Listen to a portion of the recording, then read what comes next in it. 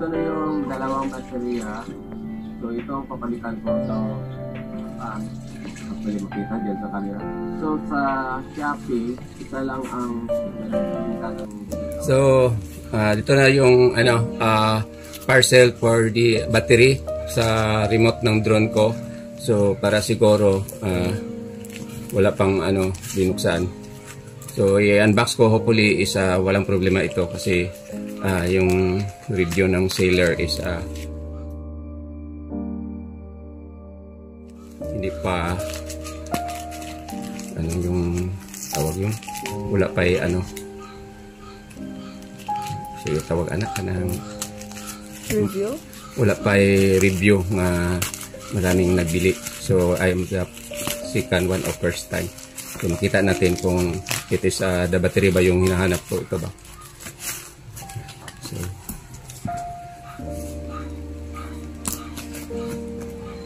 So this is the battery of the remote control sa drone of the drone.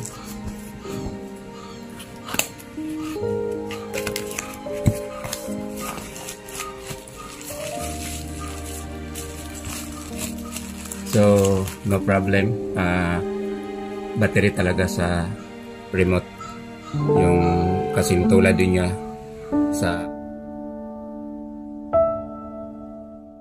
ito na ang yung i-replace ko yung sira kasi may ako na yung tawag yung capacitor sa diode. I just hope na baterya lang ang problema, tapos pag maglagay ko na ito magpa-function na yung remote ng drone ko. So that's it. Patuloy ayos na ko. So ito yung battery. So ito yung tinanggal ko sa drone, at saka ito naman yung replacement. So bali ang binili ko is muhanap man. And is 3,500 milliamperes, and it is made in China. So ititesting ko ito with my tester kung may laman ba siya na voltahe. So ako hindi na ako ma-sure na 100% na battery lang ang problema, kasi apang nag-search ako about my remote is there's a possibility na nasira din yung diode niya ditong banda sa saksakanan diri kanin sa charger port dapit, may diode yan sa ilalim, tapos dito naman sa circuit niya may capacitor din yan. So just hope na hindi na damage yung diode at saka capacitor, then ito lang battery ang problema. If ever may problema itong diode ko at saka capacitor with my remote, so hindi na ako pwedeng makialam kasi ang sobrang liit ng diode, tapos is wala akong pangtanggal, yung iinitin mo lang tapos matanggal. So try ko mag-tester muna, then after it mag-work siya, bibidyohan ko na naman. Ititesting ko itong luma na battery, this one yung tinanggal ko sa drone. Sa drone naman, sa remote ng drone ang hirap mag-testing. So negative dire yan, and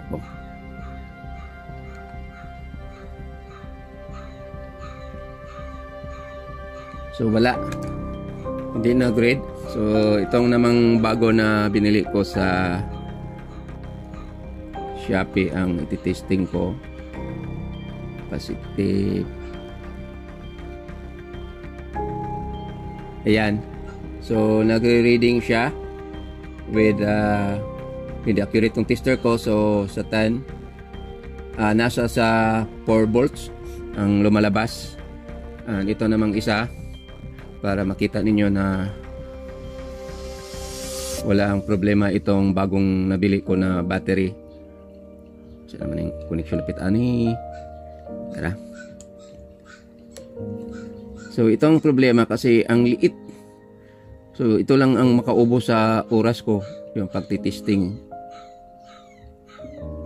Another here, tapos negative. Yan, same pa rin, is 4 volts yung lumalabas. So kakabit ko na ito, Then subukan ititesting ko after. So ito na yung remote ko.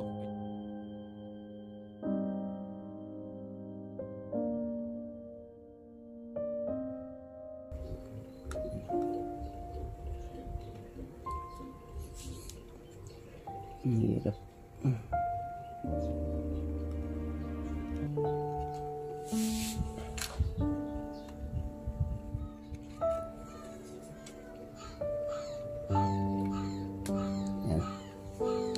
Hirap. Natapos ko na napalitan ng battery, tapos tinry ko, tinitesting ko.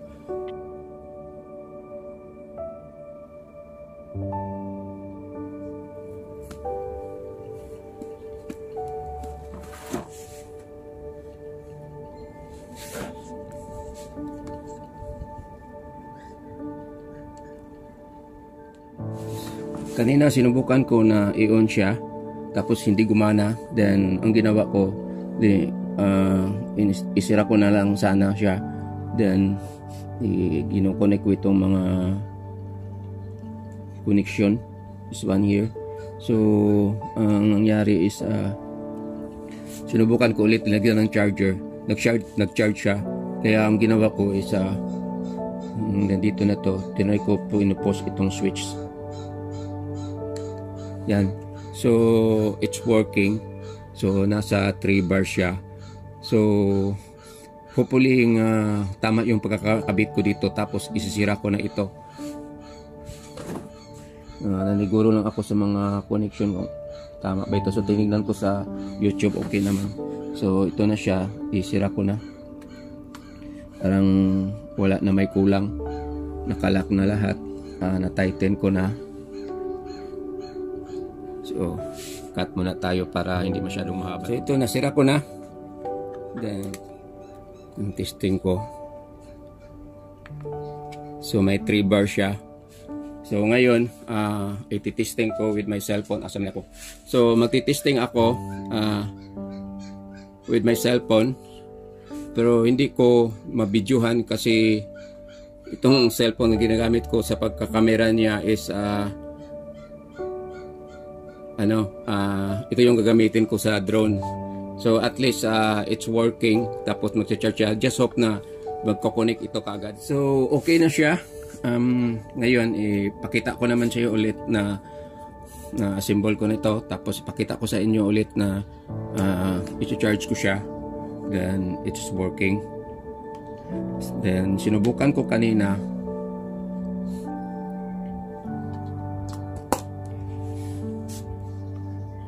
So yan. So nag-charge na siya. So ang battery niya kanina is parang 69% yata yun.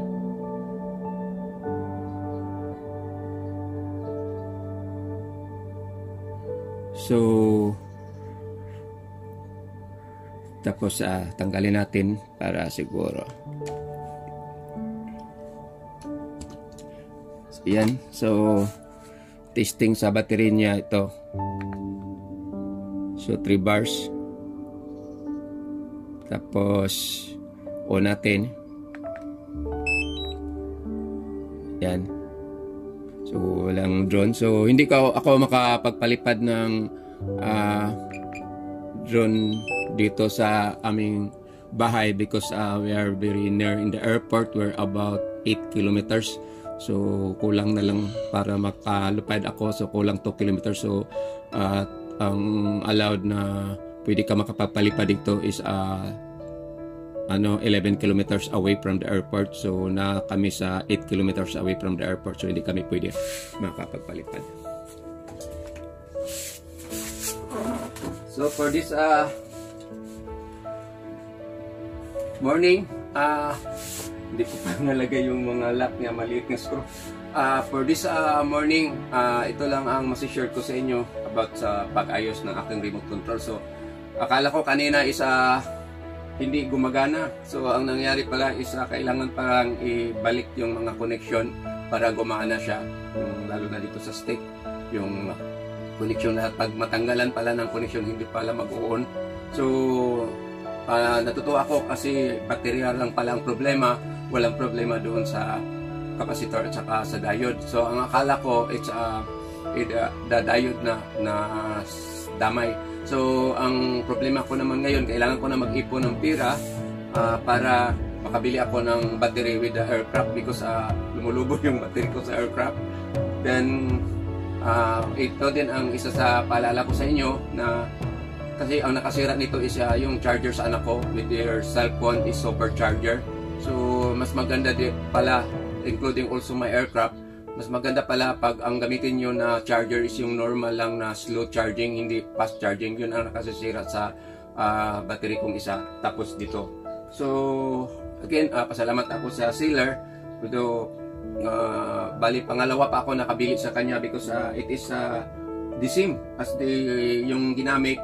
Tapos is ang ano namin is what we call is milliamperes na kinuha namin is 3,500, which is ito is around 2,000 plus lang ang milliamperes nitong original siguro. So yun lang, natuwa ko. So again, i-share ko sa inyo na mostly pag ganito is either battery, but also if ever walang sira sa battery, tapos hindi siya tatanggap, yung mismo dito sa charging port may diode, sobrang lang liit. Then sa likod dyan is may capacitor pa siya. So yun ang nasira. So just hope na mapalipad ko ito pagdating ng anak ko kasi siya ang may alam paano ma-unlock ko itong drone namin para request kami ng permission to take off this area with 8 kilometers away from the airport. So again, ito pala, pakita ko sa inyo yung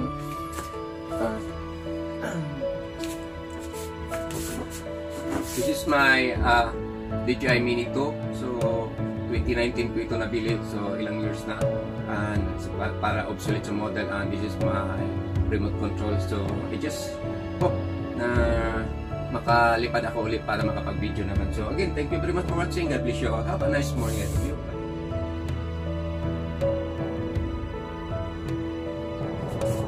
Nalimutan kong ikabit yung screw, yung lock dito.